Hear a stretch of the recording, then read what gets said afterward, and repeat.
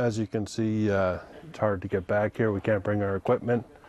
Everything we do back here is on foot. This is what hydro crews face when they have to do repairs on equipment that's installed in the backyards of Toronto homes. So, I mean, they're equipped with all the, with the best safety stuff, but there are dangers involved, more so than being in a bucket. Yeah, you'd rather be in the truck, truck, of right? course. It's very old, and at that time, it wasn't uncommon for some backyards to be built with electrical equipment back there, and that includes overhead and underground equipment.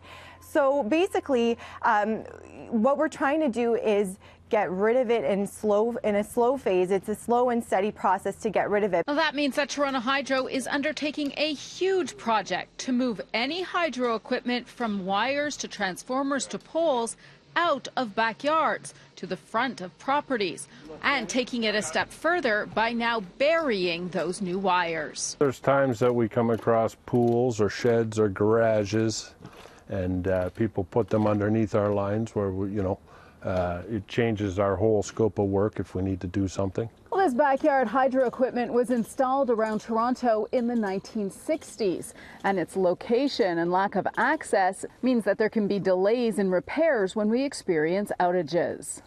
It's quite a long time for an outage for a person to last for several days.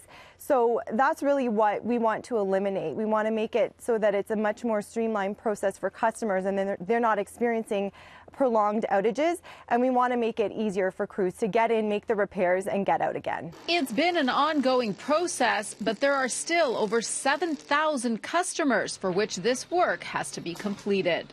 And it's carried out in phases over many years. So it will take us many years to get through all of the remaining backyards, and that's just because it's a very lengthy process. In fact, it could take 15 to 20 years. We notify customers, and they're notified at each phase of construction. Well, anyone in Toronto who has this type of backyard equipment will be notified by mail as to when a crew could be showing up on your property.